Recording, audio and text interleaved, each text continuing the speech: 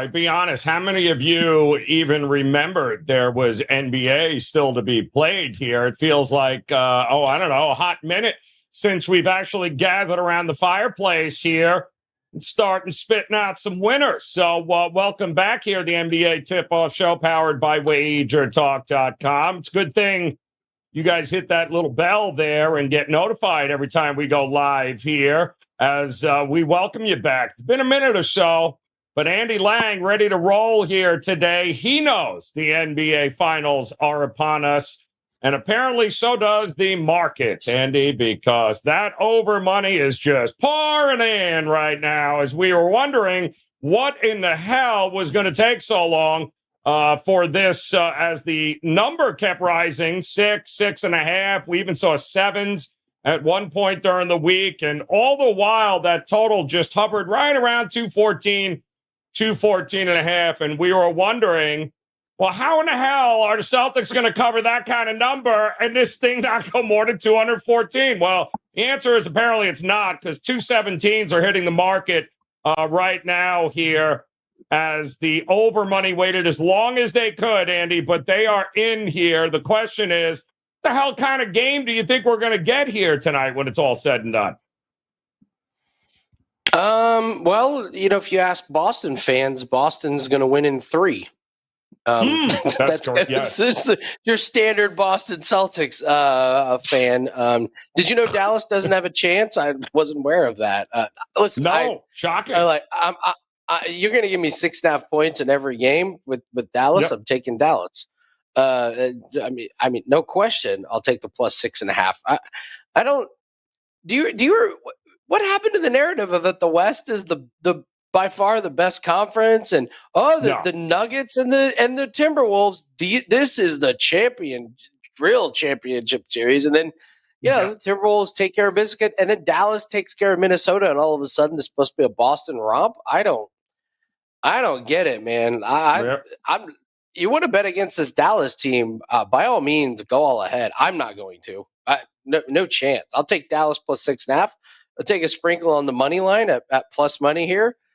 I mean, is this Celtics team really a team that you expect to take care of business? This is the team that barely they beat Indiana twice by 3 points with no Halliburton, and I don't know. I don't trust this Boston team. I do trust Luka. If you're telling me who's the guy you trust most in the last 2 minutes in this series, it's Luka, and it's not close. So if I have that advantage, then yes, all 6.5 of those points are so valuable. So yeah, you're going to give me plus money and plus the points on Dallas every game. I will gladly take that.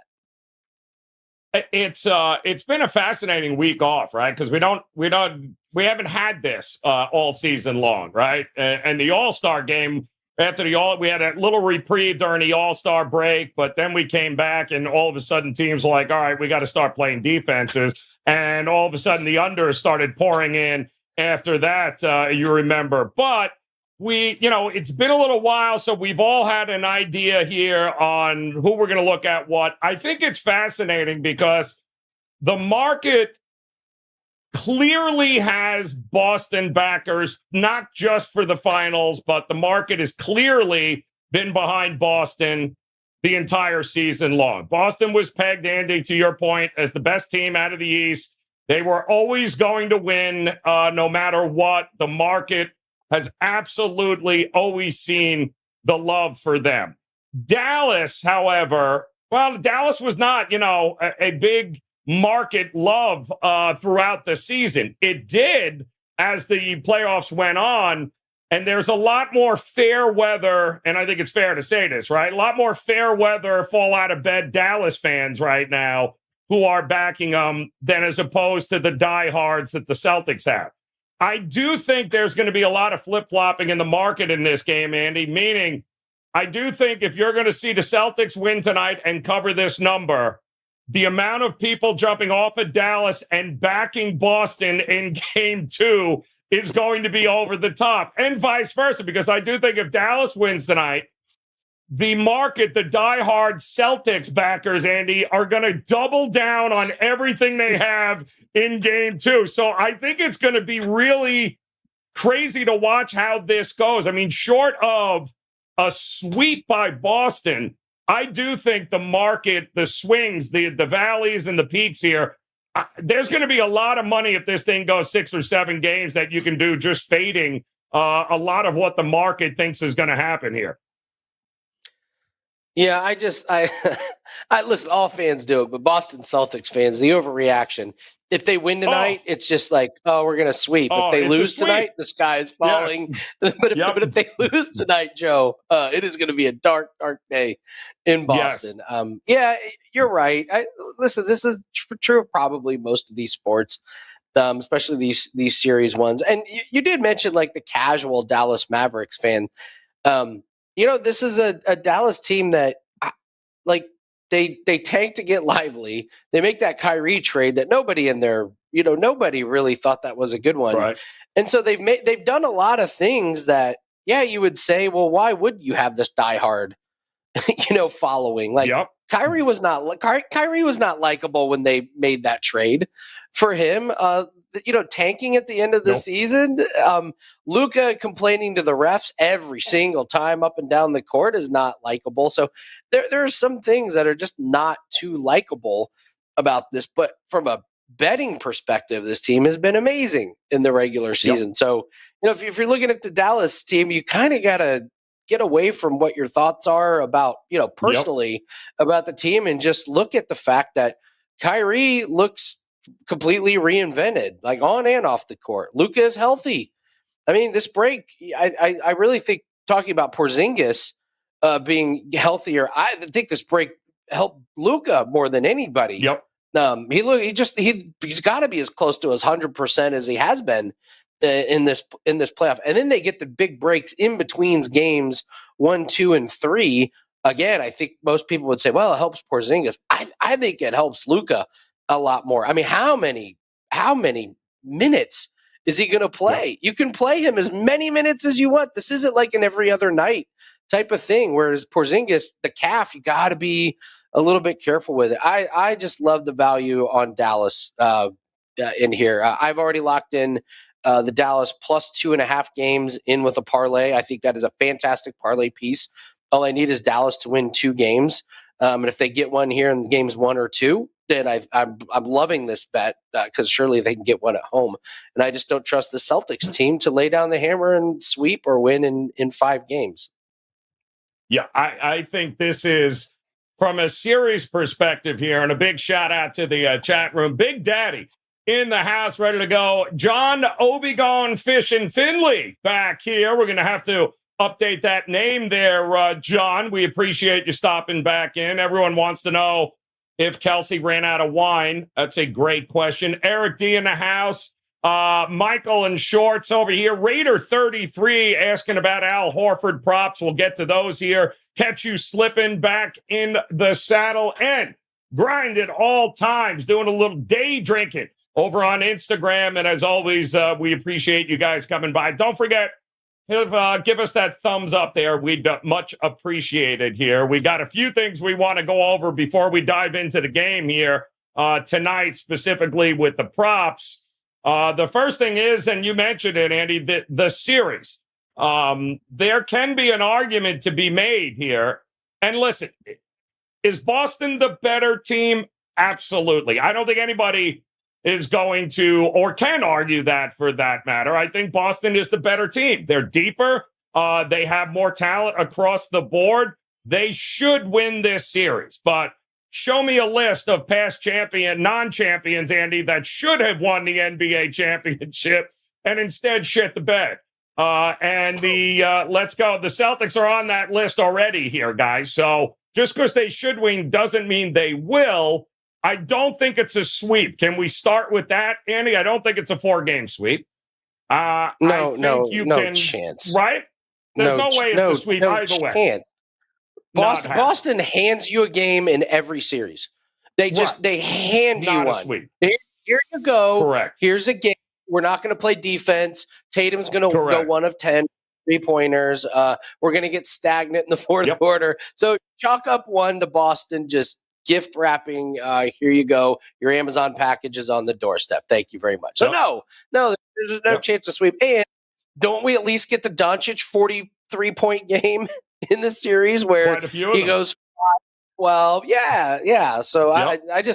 I don't see how this is a domination by any stretch. And I'm sorry I cut you off there.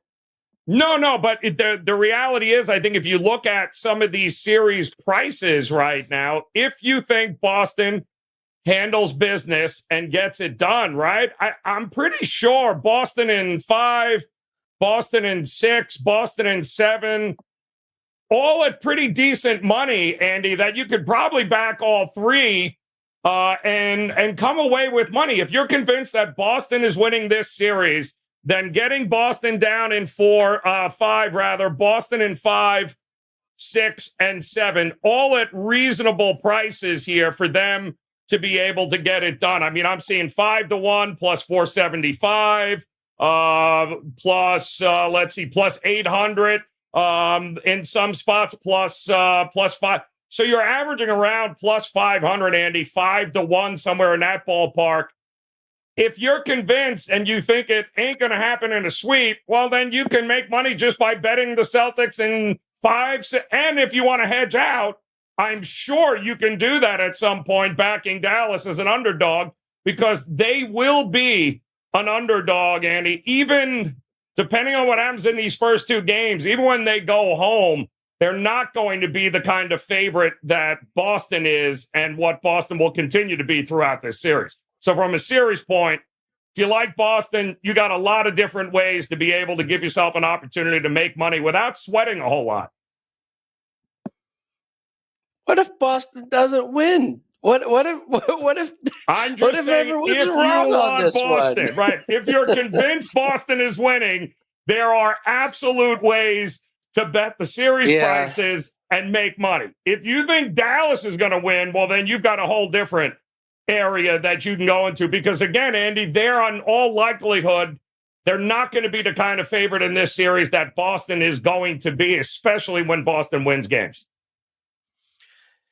Yeah, and I mentioned about the spread or earlier. There's something I believe it's every series Boston's won at least one game by 15 points. It feels like every series they do give a game away, but then there's also one series where they just go crazy and there's nothing you can do to stop them from the outside. So I see that minus 15 is like 3 plus 350.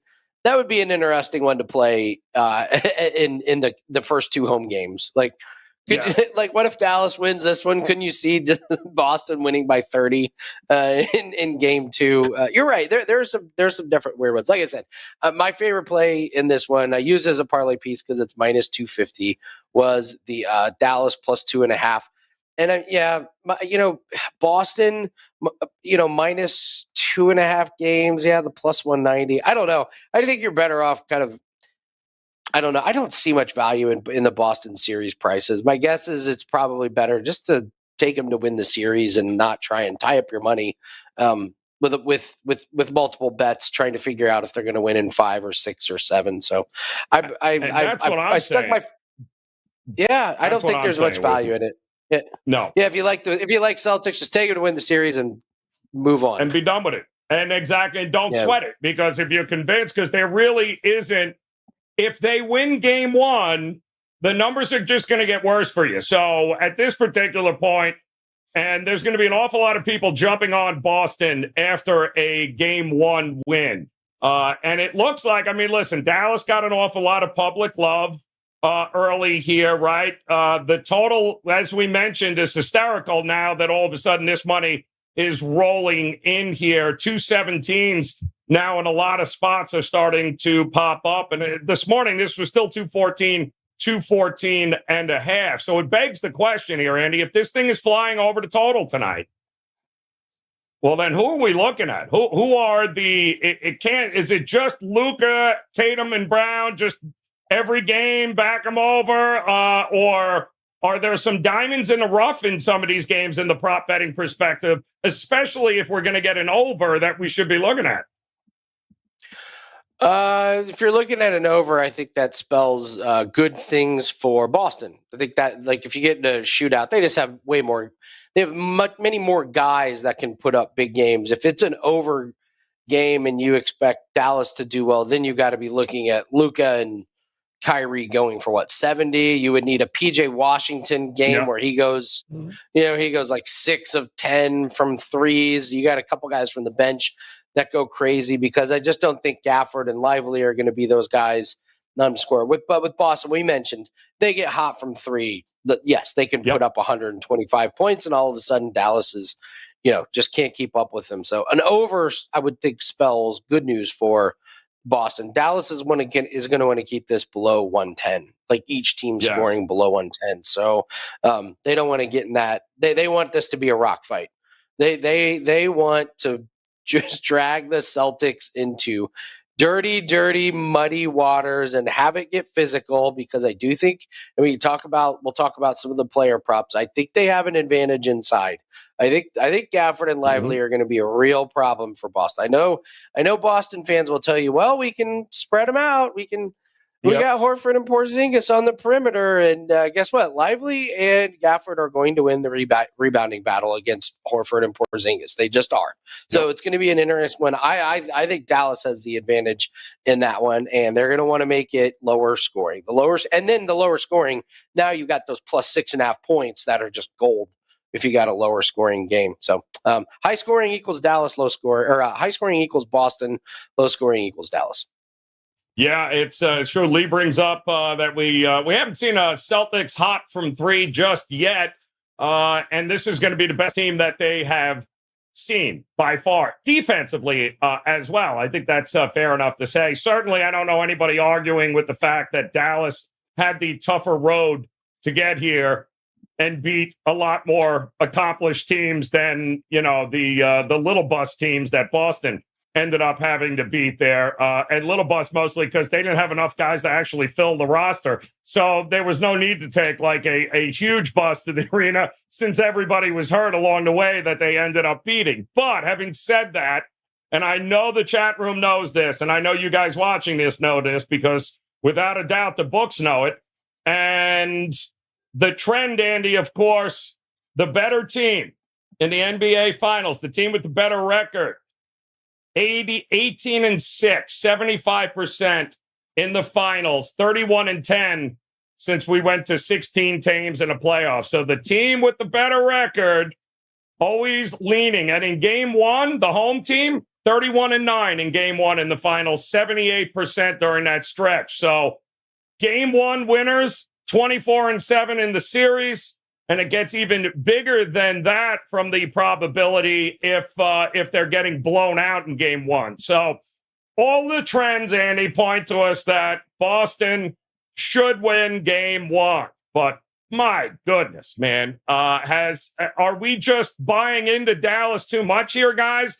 Or the best player is on Dallas? Isn't the best player, Andy, on Dallas in this series? And I'm not taking anything away from Tatum, and the best player on the court for this entire series resides on Dallas's side.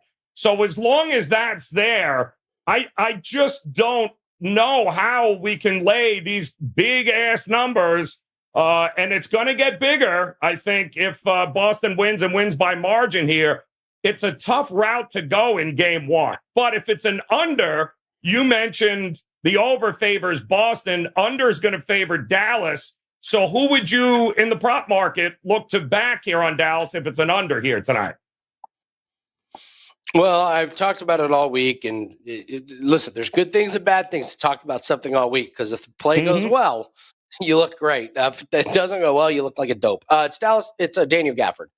And I know DraftKings just moved to 7.5 points. I love this number at 7.5. This is a guy that has gone over in 7 out of 8 games. Actually, now that they moved to 7.5, make that 9 out of 10 games. If it was 8.5, that means he's gone out of 7 out of 8. But who's going to out physical Daniel Gafford on the Celtics? A hobbled Porzingis, an old Horford? No way. No way. The other thing about Daniel Gafford is him and Lively has become these perfect guys. When Luka does that thing where he gets around the perimeter and he gets his body in front of the defender and he sneaks into the paint and the bigs come down to crash, and all of a sudden there's a lob, there's a little dish, and all of a sudden Lively and Gafford are there dunking it or making layups. I mean, Gafford shot 75% from the field in the series. In the series, not in a game, in a series. All of his baskets were right there at the rim. He is one of these forgotten guys. Dallas, or Boston's going to be focusing on trying to stop Kyrie. Drew Holiday had that quote of like, "How do you stop Kyrie?" He said, "Pray." And so if you're Boston, you're looking at you're looking at the perimeter, and you're saying, "All right, we were not going to stop both of them. There's no way. Nobody's figured out how to stop both of them. So who do you want to take away?" Regardless of who they take away, it's going to require help, and I think it leaves people open. I think this is, especially in the first game, you could be looking at a PJ Washington game, a Daniel Gafford game, even a Lively. Hopefully he can avoid any more neck strains. I've never seen anyone get kneed in the head and they go, "Oh, you hurt his neck." It's like his neck? His neck sure look like the back of his head hurts pretty bad. So, but they got away with that one. I think Gafford's the play. It's 7.5, and my gosh, if they keep it at 7.5, this is a play every single time that they put it out there. I'll be glad to take this one. Let's see, a couple other props for Dallas. Here's an odd one. Maxi Kleber over 2.5 points.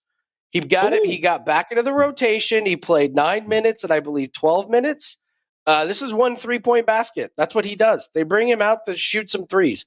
I would take him over 2.5 points. You're around minus 115. All you need is a basket or two, and he could be the nice little, the new shiny object that they unleash. He's had a huge rest with the break. That's another guy that's had an advantage. So Maxi Kleber, I'll be honest, I'm loving the low lines on some of these guys. Like, I'm not really that interested in the high point totals for Luka and Kyrie. I do like Luka over 8.9 average rebounds per game.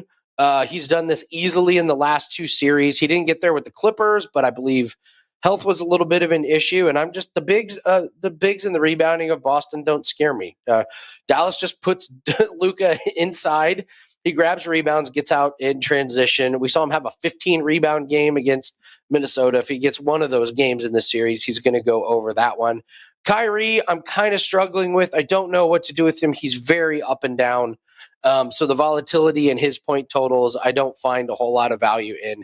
Jaden Hardy, 4.5 points. This guy has been a sneaky little, come off the bench, give us 12 minutes of unexpected energy and fire, and they barely used him to start the playoffs. But look what he's done in the last 4 games: 7 points, 13 points, 7 points, and 8 points. Right now, they've got his total at 4.5 points, and this is plus 115. So if they bring him in just for 10 minutes, give us a few shots, a couple free throws here or there, he could easily go over this one. So for Dallas, I really like the series prop on Luka over his average rebounds. But Gafford is the guy that I will play. I will play it tonight, and I will play it in game 2, and then I'll reevaluate. We'll see what the minutes are. We'll see what the activity is like. See how the games flow. But play it tonight. If it doesn't hit, I'm coming right back and playing it game 2. Hopefully, go 2-0, and then we're dealing with profit. We're playing with house money at that point. Yeah, I like that there. And what is the favorite prop tonight in the chat room? What is Eric D rolling with? Kenton looks like Kyrie and Brown 25 plus points. That's boosted to plus 350 here. Is there a world, Andy, that we can see both Kyrie and Jaylen Brown getting 25 or more points? That's a pretty decent boost at plus 350 here, given Kyrie is what? Both of them are hovering around 23.5. Right now, I believe their points props are hovering around 23.5 at minus 110. So if you can get an extra bucket out of both at plus 350, not a bad look. Yeah, it's just Kyrie is so up and down. I mean, you just like against Oklahoma City, we know he had 2 9-point games and a couple, he had two 22-point games, and then he goes to Minnesota way up at 30, then down at 20, then way up at 33, then down at 16, then way up at 36. Obviously, it's a different team. But when I'm looking at props, I want consistency. I don't want this big volatility. I don't have to try and guess night in and night out. So Kyrie is just a stay away. Keeping my life simple, Joe. Keeping my life simple. Yep. I don't need any Kyrie Irving bets in my life. Yeah, well, it seems like the market is 100% convinced everywhere that I look. And this actually was down to 22.5 earlier today. It looks like it's starting to creep back up. But the market is convinced Kyrie is not going to have a productive series. That it's somehow or another Kyrie is going to be, shit out of luck here. I'd be very cautious in looking that way at this point. I'm not making any determination on Kyrie because he's the one with the rings, remember here, guys. So I'd hold off on sticking a fork in Kyrie early on. Let's see how this ultimately plays out. But you had mentioned him, and I don't know in the chat room if you guys had been looking at Derek Lively, but I do like his over PRA here tonight, which I think is right around 16.5 here. He's going to average 25 to 27 minutes, right? That's what he was anyway after even he came back. You had mentioned it. When it was a neck issue, he still was able to come back out and handle his business. He should absolutely be able to get 16.5 points, rebounds, and assists in this game. And mostly because, don't forget, the 2 times that they played during the regular season, Andy, he was, I think, a perfect 10 for 10 combined in both games. So they have, they've already seen him. He has seen them. I think he's a much more dynamic player now than when they played them. And I think he brings a level at 16.5 for the rebounds, points, and assists. He's going to get the minutes. He's going to have an opportunity to fly over this one, Andy. Yeah, 100%. I bet his rebounds and assists over one game in the last series. I'll let you guess which game that was. That was the next brain game. They would have been better off just saying he hurt his hamstring. Like, man, God, his hamstring's killing him. That's why he's holding the back of his head.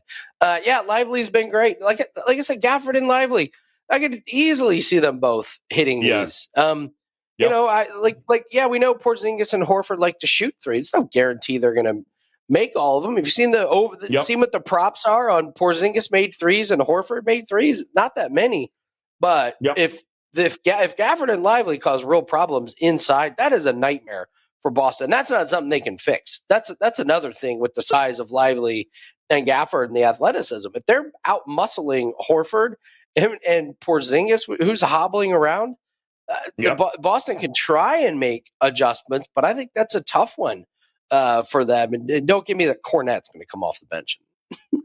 Maybe. Stop it. Maybe, but most likely you're not going to see a lot of Pritchard. You're not going to see a lot of Cornette. You're not going to see a lot of that. As long as Luka is on the court, he will hunt them down, and whatever lead Boston may have will be diminished. That's exactly what Dallas does. We'll look for those mismatches. So I thought you nailed it here with Porzingis. Seeing a lot of love for Porzingis in the marketplace. Everyone's running to bet his over threes prop. He's his points prop. Like, whoa. First of all, what's the line on the amount of quarters he plays before he gets hurt again? Maybe that's the prop we should look at, Andy. 3 quarters, 2.5 quarters. I mean, come on. Well, his points, rebounds, and assists is now up to 24.5. That's crazy. It's crazy. He's not ready to do a full workload. I mean, unless he's been on that German diet plan. Yes. He's not. But the other thing about Porzingis is he going to be in the flow? Like, is he just going to seamlessly come in to they've been used to playing without him. So now they're just going to throw him in there and he's going to go for 25 points, rebounds, and assists. I don't buy it here. So now if he has open looks and gets confidence going, but to get 24.5 points, rebounds, and assists, remember, you got to stack all of these. So it means he's got to be grabbing a bunch of rebounds. I think I don't see him being that physical. I just don't. So if I'm playing anything with him, it's under. And I hate saying, well, I want to wait and see how many minutes he plays, because you kind of have to make a decision now. Like, if you make a decision now, Right. no, he's full strength, he's going to play 30 minutes, but if you're like, I don't think he's all the way there, I think they give him 20 minutes, then you're going to breeze under this points, rebounds, and assists. But no, I will not be playing any overs on Porzingis. No, not in game one here. I do think, and the Porzingis Al Horford time is going to be interesting in this one too, isn't it, Andy? Because there's probably a good chance whatever you saw from Horford prior, those minutes are going to get eaten up here. He's going to have less minutes, less opportunities. I know there were a bunch of guys in the chat room that were looking at backing Horford tonight, 6.5 points. I think he had rebounds. It's kind of hard to be all in with Horford when you just don't know what the usage is going to be for Porzingis here. I do know Porzingis and Horford are going to be able to bring Lively and Gafford out to the 3-line because they can shoot. So they're not, I don't think this series is won or lost in the paint by any stretch. I think this is all going to be who can make enough shots from the outside in order to win it. And those two guys are pretty deadly, and Horford just showed it. But how do you approach Horford in the prop market without knowing exactly what's the usage for Porzingis? I don't know. I don't know what we're going to get from Horford. Just make it as simple as possible. I don't know. I won't play any Horford. I didn't see us getting what he gave us. So I didn't see that either last series. He hit 42. He had 42 PRA in a game against Cleveland. I'll take the under. Yes. I'm exactly that there. There's Kelsey. All right, the Chardonnay back in action. Welcome back. Kels, it's a pleasure to see you here. Glad you remembered there's a basketball game here tonight. Lee, Andy, looking about Tatum's rebounds, which I think he's been really the guy that's been consistent in the rebounding prop. I think it's 9.5, which is what it was throughout the Indiana series, too. It was fluctuating between 8.5, 9.5. Was it you that I think a couple of opportunities talked about Tatum on the boards here? He always seems, you don't notice him, but all of a sudden at the end of the game, you look at the stat sheet and you're like, good Lord, he got another 10, 11 rebounds here. It's not what you look at Tatum for, but boy, oh boy, 9.5 feels like a very doable number for him in this one as well. Yeah, I think the books are onto this one. Listen, if you think you've stumbled onto something with Tatum rebounds, believe me, the books have stumbled onto something with Tatum rebounds. So, I mean, against Indiana, he went 12, 6, 10, and 13. This is without Porzingis. This is an Indiana team who absolutely cannot rebound. And now you're going up against a Dallas team who is way better at rebounding. If you're going to play something with this, I would add his assist to it, and I would look at his rebounds plus assists at 15.5. I like him to be a little bit of a distributor in this one. He had 8 assists in the last 2 games of Indiana, and if you believe in Jaylen Brown, I think Tatum hits him with some assists. I don't like the rebounds because I think the books have just kind of sniffed this one out and they've kind of sucked all the value out of it. So and to your point, Eric, if you're looking at rebounds, it's interesting that it's 9.5 rebounds for tonight. His prop for the series average is 9.9. Wow. So they are making him get 10 rebounds every single night. And that is going up against Lively. That's going up against Gafford. That's with Porzingis in the lineup. I think it's, don't forget, Drew Holiday had a lot of rebounds against Indiana. So I don't think the value's there on Tatum. I think there are better spots.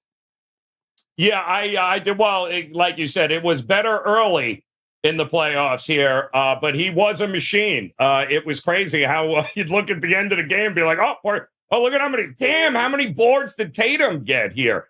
There are some guys that are arguing back and forth about who the leading scorer is going to be tonight. A lot of guys seem to like Jaylen Brown, who has had the more consistent playoffs, Andy. Is that fair? I guess he's been a little bit more consistent. When Tatum has his night, Tatum is Tatum. But a lot more, it seems a lot of guys in the chat room much more comfortable backing Brown in game one. And I get it, right? Leader in points, should be more consistent. Why not? Jaylen Brown, but much to the point before with how do you trust Kyrie? How do you trust which one between those two guys is going to have the better night between Brown and Tatum? No, you don't. That's why you don't play this one. Yeah. Or if you do, that's why you just don't play these. Like, okay, is it Tatum? Is it Brown? Is this like highest point scorer for the game? Why can't it be Luka? Mm-hmm. What if Kyrie goes with his 40-point night? So there's four guys realistically that could take this every night. I wouldn't mess with this one. Your guess is as good as mine of those four who's going to be, the high score. And I don't think there's much value because if I were to play it, I would pick one person and I would play it every single game and hope that they would cash like, 2 or 3 times. But I just don't know if they might each one of them might only cash one time. Like Kyrie could be, and then Luka, and then Tatum, and then Brown, and then you're like, all right, we're 4 games in, and each one of them has hit it one time, and now I'm chasing value. So in this series, I don't find much value. Again, if you like Brown to have a good series, take his average points per game. It's very fair. It's 23.4. If he drops a 40 burger, you're going to cash your bet because he's going to have 20, then 25. And then if he has the one big game, that's why I really, really like these series average bets. I love the Luka over rebounds. And like I said, you get one of those huge games, you're looking good. There's no reason to try and chase it each night. I love that. That's great advice there, Andy. Jesse Shule in the house. What is going on? Jesse says, do not sleep on Lively and his assists. The books have not adjusted for his assists, and what he has been doing gets way more than the book gives him credit for. So I don't know, Andy, if we know what that number is on Lively, but our good friend Jesse Shule is all over Lively and his assist prop here tonight, up and over here. Danny wants to know who he should parlay the Yankees with, and the answer is the Twins. You should absolutely just parlay with the Twins, and you can't go wrong, Danny. You're going to be good to go there. Yes, baseball parlays. Yes, build your bankroll with baseball parlays. No, people can't build their baseball bankrolls with money lines, let alone parlays. Listen, if you can make a living off of figuring out 2 baseball teams every day to win, you let me know. You let me know. Especially the Yankees at this point. Whew.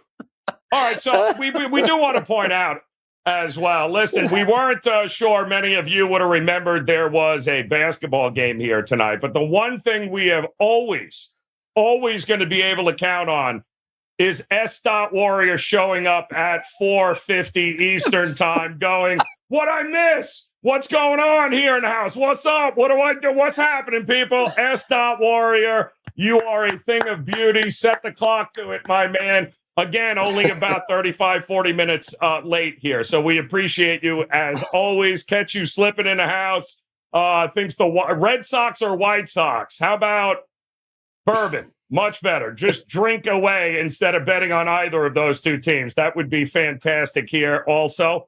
We did get some questions, Andy, on Derek White. He seems to be the forgotten one in this series here. I saw a lot of love for his over 2.5 made threes, which I think was minus 130, minus 135 here.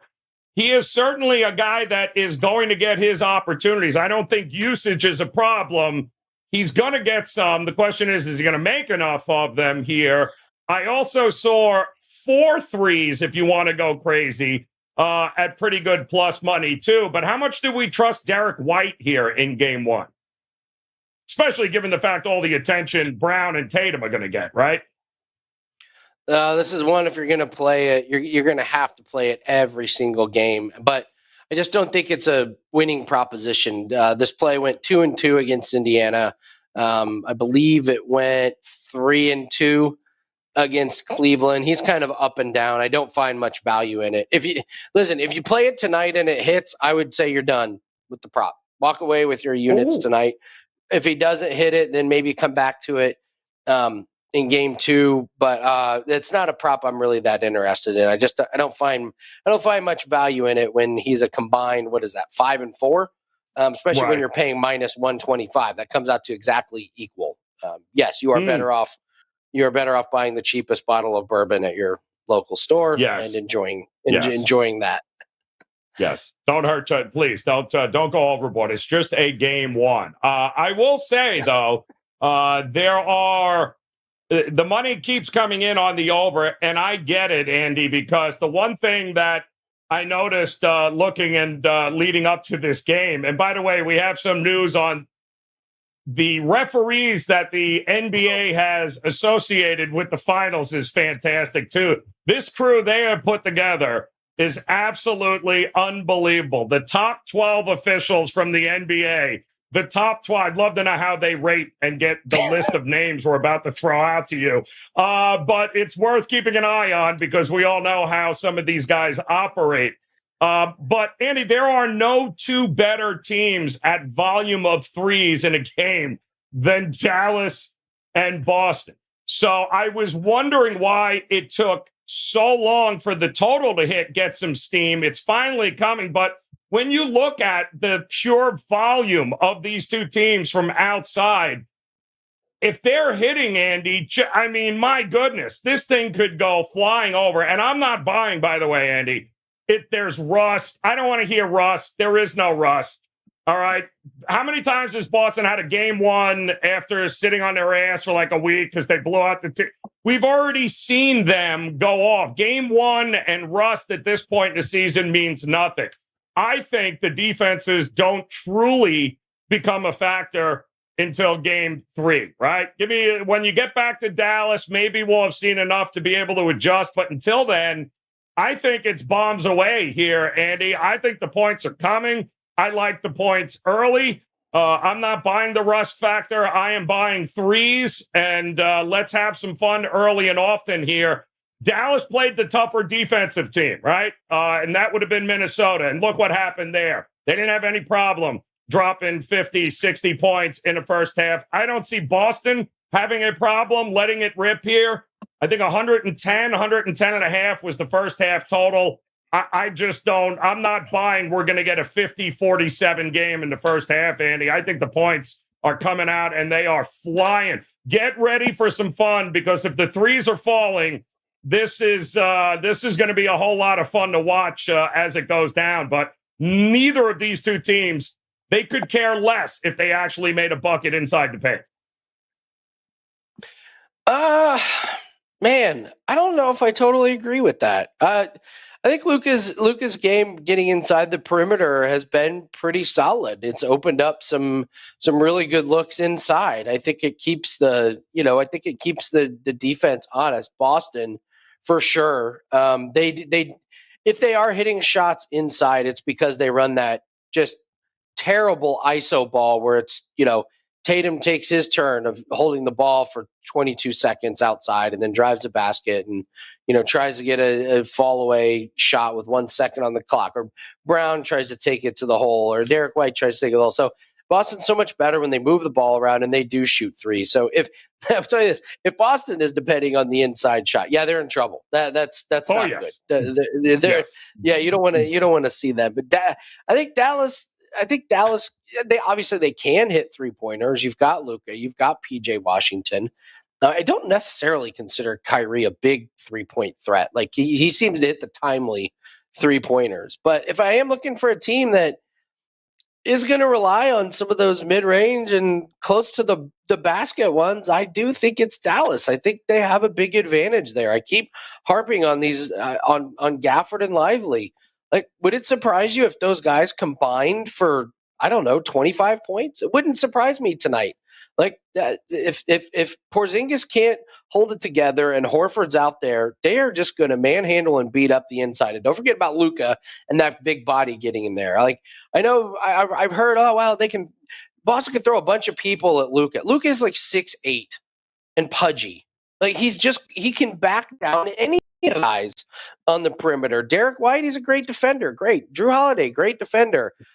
Any of these guys, nobody has been able to stop Luka. So I actually think Dallas may surprise and may have a lot of success inside. Maybe they're not going to be able to if Boston gets hot from threes early. But if this game is close, that's the problem. And Boston gets into that jacking up threes and some of that, and Dallas offense is flowing and Luka's getting inside. It's big advantage Dallas, in my opinion. These two teams are the leaders in the fewest amount of twos per game. So these two love taking threes, but it becomes a math equation, right, Andy, at that point, because we know Boston's going to shoot the threes. And if they're mega, you can't settle for twos in the paint if you're Dallas. That's the problem, is that, three is more than two, and they're not going to have a choice. But I don't think they necessarily mind it. The big question here is the Celtics go, if they only go, 7 of 30, then you could start to see Dallas having a good old time. But I don't think that's going to be the case early tonight in this game. I think the threes for both teams are going to fly, and then they'll adjust accordingly on this. And I know, where is it? I believe, let me make sure we've got them there, that you wanted the, where is it? Catch you slipping. You wanted the percentages right now. I am seeing ticket-wise, Dallas with about 65 to 68% of the tickets, with about the same amount of on the spread as the money as well. So it's about a 60-40 split right now, Dallas and Boston. Ton of money coming in on the over. I think it's clear that the public wants the points with Dallas. And the reason this thing hasn't shot up to 7.5 is because there is obviously respected money in the marketplace here that is not allowing this to get up there. But it hasn't stopped the total from flying over. And I think Andy explained it perfectly there. If the threes, and it doesn't have to be with the amount of volume that they take, it doesn't have to be crazy. Make 35, 36% of your threes, and we're flying over anything that's listed at less than 220 right now. The refs, Andy, I don't know how the NBA came up with this list, but it is maybe the most, the who's who in NBA. We got Tony Brothers, James Capers, Mark Davis, Scott Foster, John Gobble, Guthrie's in here. I mean, you have you got a little something for everything, Andy, depending on what the NBA wants the direction of each one of these games to go. Oh, my goodness. By the way, James Capers, 10-4 is what the home teams are in the finals when Caper is on the court as the ref. And by the way, the Mavs, 4-0 straight up with James Capers this season. The Celtics, 3-0 with James Capers as the ref this season. So something is going to have to give here. But you'll know the direction this series wants to go, I think, as soon as you get Scott Foster listed as the lead ref.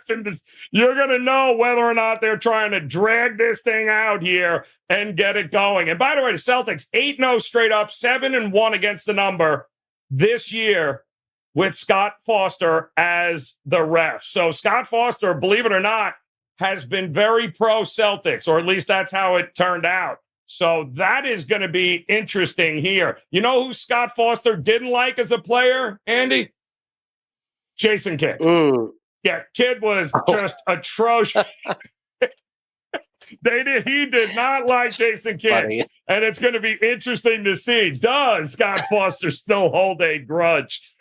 Each one of these refs is very unique in the spot, so know who the refs are for each of these games as well, Andy. What do you have locked, loaded, and ready to roll here heading into tonight? Well, there's no reason to get my basketball plays. You guys already know where I stand on that. I do encourage everyone to go get my UFC best bet. We're on a 13-5 run in the UFC, and I've went ahead and attached a cross-sport parlay to that starts this weekend. So you can grab that over at WagerTalk.com. Like I said, 13-5 in UFC, and we have a PFL Europe event. We may have a play in that. We will definitely be the only ones in the industry betting on official plays in PFL Europe, but those events are so good to make money, and PFL has been just a bread and butter sport for us. So You don't need to go get my basketball plays, but definitely go get that UFC best bet. We were 2-0 last week, and along with the UFC play, you get a cross-sport parlay. And you know what? Dan has been so good in lacrosse this season that he's got a couple of best bets, and I'm going to go ahead and attach those to the package as well. So you're going to get a couple of cross plays, you'll get UFC best bet, and you'll get a cross-sport parlay. Go ahead and grab that over Andy Lang at wagertalk.com, wt.buzz/AL. Remember, guys, you do not have to go all in on your bets and your bankroll because it is the first game of the NBA Finals and we haven't seen a game in a week. Please exercise bankroll management and take it easy. We're looking for winners. We're not looking for volume on everything. And I see Kelsey is asking for darts. Unfortunately, Yes. the Premier League of Darts League is over. It was 4 months of nonstop cashing. Hell. It was 4 months of nonstop cashing. There are some other tournaments that have been popping up, though. That league was such a home run for them. They're going to do more of them, and we got to wait. But the World Championship of Darts is in December, and that is a full month of nonstop darts plays. And those are great because you've got like local qualifier guys playing like the best in the world. It would be like if S. Warrior had to play like Djokovic, like it's like in a tennis like 3-setter best of 2 wins. So it's so bettable. It's so good. I also have a theory about S. Warrior. I think he has been lying to us the whole time. I think he works for the FBI. And he is cut off from the world. He's cut off from the world, and he gets off work at exactly 4:40. And then he walks out of the building. He turns on because every time I do this NBA show at 4:53, there he is. He's like under. Yeah. It's like, where were you? You know what happens? Yeah, that ankle bracelet releases, I think, at like 4:30, and then he's finally able to leave the house there. So way to go, S. Warrior. Fantastic. By the way, guys, Zach Zarba is your ref here tonight, and he is known as Mr. Over.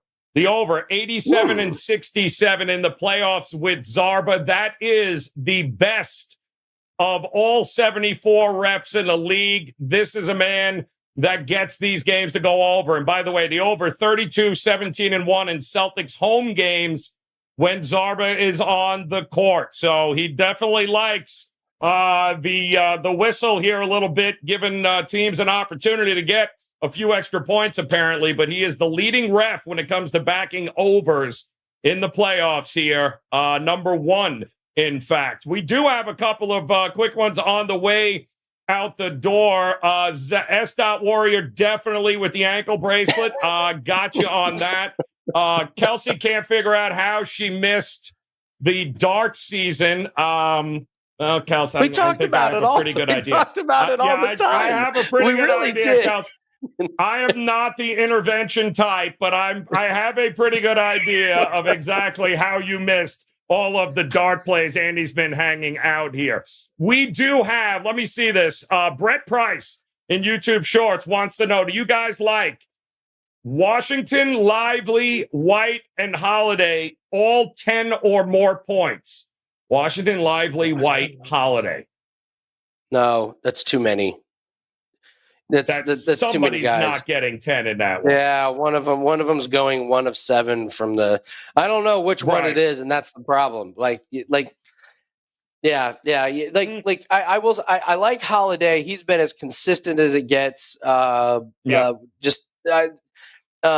Screw Boston. How do you get Drew Holiday to fall in your lap? Are you kidding me? Still bitter about that. Here you go. Nope. So no, it's not him. He's been he even got over his point total when he was sick. It's not him. Washington can be feast or famine because of the 3-pointers. Like, is he hot or cold? A guy could have 20 or he could have 6 points. Lively, always due for a neck strain. Always got those neck strain things. Yeah, 4 players to have 10 points is just a little too many. Narrow it down to 3. Your odds are a little bit better, but honestly, I would just put Drew Holiday with someone Drew Holiday, the odds are probably pretty good for him to get 10 points, and then put him with somebody else to have 10 points. Well, don't forget, right? Because those two guys, White and Holiday, their entire job this series, Andy, is going to be shutting down Kyrie. I mean, listen, Boston wins this series by letting Luka be Luka. They don't win this series if they can't control Luka and Kyrie. So they got to take one of those guys out, and they certainly aren't taking out Luka. So I do think Derek White, who, by the way, has owned Kyrie in his career. Have you seen those numbers, Andy? He is like the anti-Kyrie. When he is on the court, I don't think Kyrie's beaten him. He's had his lowest point totals in games with Derek White. So between him and Holiday, I think the focus, not so much point related, but make sure that Kyrie doesn't get started, doesn't get off, and that's going to be an interesting matchup here.